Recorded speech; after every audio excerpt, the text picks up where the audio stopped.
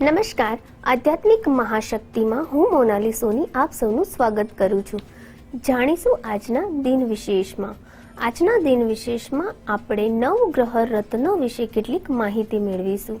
જ્યોતિષ શાસ્ત્ર મુજબ રત્નશાસ્ત્રને ખૂબ જ પ્રભાવશાળી માનવામાં આવ્યું છે. અલગ અલગ રત્ન ધારણ કરવાથી તેની વિશેષ કૃપા તમને મળે છે. નવ ગ્રહ અનુરૂપ વ્યક્તિની કુંડલીમાં જો કોઈ પણ પ્રકારનો દોષ હોય તો વ્યક્તિ તે ગ્રહોને અનુલક્ષીને કેટલાક નક્ષત્ર, કેટલાક શુભ દિવસ અને ખૂબ શુભ જ સમયમાં તે વ્યક્તિ તે નક્ષત્રને અનુરૂપ નવરત્ન ધારણ કરી શકે છે. વ્યક્તિની જન્મ તારીખ અને કુંડલીને જોયા બાદ જ કોઈ વ્યક્તિને કોઈ ગ્રહ જ્યોતિષ દ્વારા કહેવામાં આવતો હોય છે. હીરો, જેને શુક્રનું રત્ન કહેવામાં આવે છે, જ્યારે તેને નવગ્રહોમાં રાજા રત્ન તરીકે પણ સંબોધવામાં આવે છે. કારણ કે જ્યારે વ્યક્તિને વારંવાર દરિદ્રતા, વારંવાર દુઃખ અને કષ્ટનો સામનો કરવો પડતો હોય, વ્યક્તિના જીવનમાં દરેક પ્રકારની સુખ સમૃદ્ધિનો નાશ થઈ ગયો હોય અને વ્યક્તિને દરેક વસ્તુ માટે પળે પળે ખૂબ જ મહેનત અને પરિશ્રમ કરવો પડતો હોય, ત્યારે પણ શુક્ર ગ્રહ ધારણ કરવાથી વ્યક્તિને વિશેષ પરિણામો મળતા હોય છે. પરંતુ ખાસ વસ્તુનું હંમેશા ધ્યાન રાખવું કે તમે કોઈ પણ ગ્રહ તમારા જન્મ કુંડળીને અનુરૂપ અને સારા જ્યોતિષની સલાહ અને નિષ્ણાંત વ્યક્તિની સાનિધ્યમાં રહીને જ કોઈ પણ ગ્રહ તમારે ધારણ કરવો જોઈએ. તો તે ગ્રહ ધારણ કરવાથી તમને તેના ઉચ્ચ પરિણામ પ્રાપ્ત થાય છે. શુક્ર ગ્રહનો જે નંગ છે હીરો, હીરાની વાત કરીએ તો તે સફેદ, આછા ગુલાબી તેવા કલરોમાં પણ ઉપલબ્ધ થતો હોય છે. ખાસ કરીને તે એક ખનિજ દ્રવ્યમાંથી બનેલા હોય છે. તે માટે તમને જ્યારે તે રત્ન પહેરવામાં આવે છે ત્યારે તે રત્ન શરીરની ઉર્જા સાથે જ સંકળાઈને અને કુંડળીના કેટલાક ગ્રહોને અનુલક્ષીને વ્યક્તિના જીવનમાં સારા પ્રભાવ આપવા લાગે છે. આગળ વાત કરીએ તો મૂંગા રત્ન. મૂંગા રત્નને મંગળનું રત્ન ગણવામાં આવે છે. જો કોઈ પણ વ્યક્તિનો મંગલ ગ્રહને લીધે કોઈ પણ પ્રકારનો દોષ ઉત્પન્ન થતો હોય તો વ્યક્તિને જ્યોતિષાચાર્ય દ્વારા મૂંગા રત્ન ધારણ કરવાની સલાહ આપવામાં આવે છે. મૂંગા રત્ન જે પુરુષમાં રાજા જેવી શક્તિ અને ઉર્જાનો વધારો કરે છે.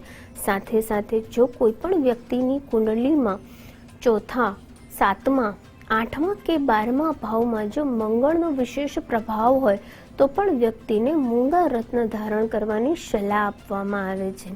મૂંગા રત્ન જે સમુદ્રી રત્ન છે અને તેનો રંગ લાલ કલરનો હોય છે, એટલે કે તે તમારી ઉર્જા, તમારી શક્તિમાં વધારો કરે છે અને મંગળ ગ્રહ તમારો જે દૂષિત થતો હોય છે તે દુષ્ટતાને તે દૂર કરીને તમને તેનું સકારાત્મક પરિણામ આપે છે. આગળ વાત કરીએ તો સૂર્યના ગ્રહ એટલે કે માણેક વિશે. અને માણેકને બીજું નામ રૂબી તરીકે પણ ઓળખવામાં આવે છે. જે લોકોની અંકશાસ્ત્ર મુજબ 1, 10, 19 કે પછી 28 જન્મ તારીખ છે તે લોકો રૂબી રત્ન ધારણ કરી શકે છે. આગળ જો વાત કરીએ તો સૂર્ય જે રાજાનું પ્રતીક છે, એટલે કે રૂબી રત્ન ધારણ કરવાથી વ્યક્તિમાં રાજા જેવી પ્રતિષ્ઠા અને પ્રતિભા જોવા મળતી હોય છે. ખાસ કરીને કોઈ પણ વ્યક્તિને પોતાના માન સન્માનમાં કમી આવતી જોવા મળે અથવા તો તેના દરેક કાર્યમાં રૂકાવટો છે અથવા તો તેને કોઈ પણ પ્રકારની યશ પ્રાપ્તિ નથી થતી, આરોગ્યલક્ષી પ્રોબ્લેમો એને જીવનમાં વારંવાર સતાવે છે, તો પણ તે માણેક રત્ન જો ધારણ કરે છે તો તેને આ પ્રકારની તમામ સમસ્યાઓમાંથી રાહત મળે છે. આગળ વાત કરીએ તો પન્ના રત્ન એટલે કે પન્ના જે રત્ન હોય છે તે લીલા કલરનો રત્ન હોય છે, જેને બુદ્ધનો રત્ન કહેવામાં આવે છે. બુદ્ધ ગ્રહ સંબંધિત કોઈ પણ અશુભ યોગ જો કુંડલીમાં ઉત્પન્ન થતા હોય તો વ્યક્તિ બુદ્ધનો નંગ એટલે કે પન્ના રત્ન ધારણ કરી શકે છે. પન્ના રત્ન જે બુદ્ધિનો કારક ગ્રહ માનવામાં આવે છે. ખાસ કરીને પન્ના રત્ન વ્યવસાયલક્ષી બાબતોમાં પણ જો તમે ધારણ કરો છો તો વ્યવસાય ક્ષેત્રે તમને ખૂબ સારી સફળતા મળે છે, તમારી ઉચ્ચ કારકિર્દી બને છે, તમારી બુદ્ધિમાં વધારો થાય છે અને નવી નવી તકો તમારા જીવનમાં આવે છે. તેને કારણે તમે ખૂબ જ પ્રગતિ કરી શકો છો. બુદ્ધ રત્ન જે લીલા કલરનો હોય છે અને સાથે સાથે તમારે બુદ્ધ રત્ન જ્યારે તમે ધારણ કરો છો ત્યારે તમને એક રાજકુમાર જેવી પ્રતિભા આપે છે. ખાસ કરીને જે પણ વ્યક્તિની કુંડલીમાં બુદ્ધાતિ યોગ બનતો હોય ત્યારે પણ વ્યક્તિએ જો બુદ્ધ રત્ન ધારણ કર્યો હોય તો વિશેષ ફળ પ્રાપ્તિ બુદ્ધ રત્ન દ્વારા વ્યક્તિના જીવનમાં પ્રાપ્ત થતી હોય છે. આગળ વાત કરીશું નીલમ રત્ન વિશે. નીલમને શનિનો ગ્રહ માનવામાં આવે છે. શનિ જ્યારે કષ્ટદાયી પીડા આપતો હોય અને શનિ એક પાપી ગ્રહ છે, તેની પીડામાંથી જ્યારે વ્યક્તિએ મુક્ત થવું હોય, વારંવાર જીવનમાં ખૂબ જ મુસીબતોનો સામનો કર્યો હોય અને વ્યક્તિને જ્યારે પોતાના જીવનમાં ઉચ્ચ સુખ પ્રાપ્ત કરવું હોય ત્યારે વ્યક્તિને નીલમ રત્ન ધારણ કરવાની સલાહ આપવામાં આવે છે. નીલમ રત્ન ધારણ કર્યા બાદ વ્યક્તિના જે પણ કાર્યો અટકેલા છે, વારંવાર રૂકાવટો આવે છે, વ્યક્તિને નિષ્ફળતાનો સામનો કરવો પડે છે, તે દરેક પ્રકારની મુશ્કેલીઓમાંથી વ્યક્તિને ખૂબ જ સારું પરિણામ મળે છે. નીલમ રત્ન વ્યક્તિએ પોતાની મધ્ય આંગળીમાં ધારણ કરવો જોઈએ. આગળ જો વાત કરીએ તો ગોમેદ રત્ન. રાહુની જ્યારે કોઈ પણ પ્રકારની છાયા હોય અથવા તો રાહુ સંબંધિત કુંડલીમાં તકલીફો વ્યક્તિને જણાતી હોય, જીવનમાં વારંવાર દુર્ઘટનાનો ભય રહેતો હોય, બહુ જ નિષ્ફળતા મળતી હોય, વારંવાર સંબંધોમાં દરારો આવતી હોય, મતભેદો થતા હોય, આરોગ્યલક્ષી કોઈ તકલીફોનો સામનો કરવો પડતો હોય ત્યારે પણ વ્યક્તિ ગોમેદ રત્ન ધારણ કરી શકે છે. આગળ જો વાત કરીએ તો કેતુના કોઈ પણ પીડામાંથી વ્યક્તિને પસાર થવું પડતું હોય અથવા તો કુંડળીમાં અશુભ કેતુની સ્થાન હોય ત્યારે લસણીઓ પણ વ્યક્તિ ધારણ કરી શકે છે.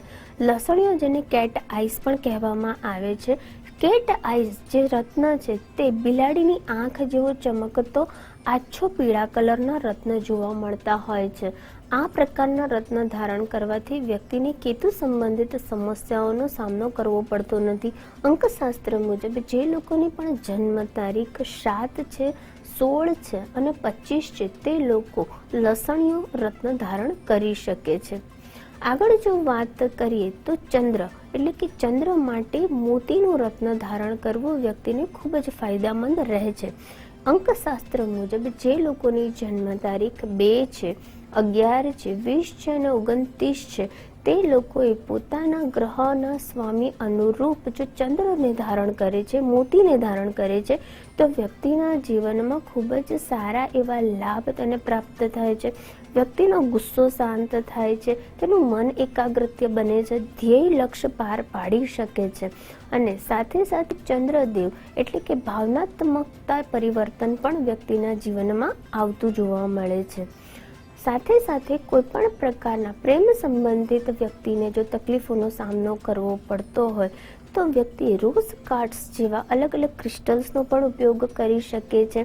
ધન સંબંધિત, આરોગ્ય સંબંધિત દરેક પ્રકારની સમસ્યાઓ માટે વ્યક્તિ જો ક્રિસ્ટલનો ઉપયોગ કરે છે તો પણ તે ક્રિસ્ટલ્સ વ્યક્તિને ખૂબ જ શુભ પરિણામ આપે છે. તો આશા રાખું છું નવગ્રહ અનુરૂપ જે પણ માહિતી મેં તમને આપી છે ચોક્કસથી તમને ગમી હશે અને તેનો તમે ચોક્કસથી ઉપાય કરશો. નમસ્કાર.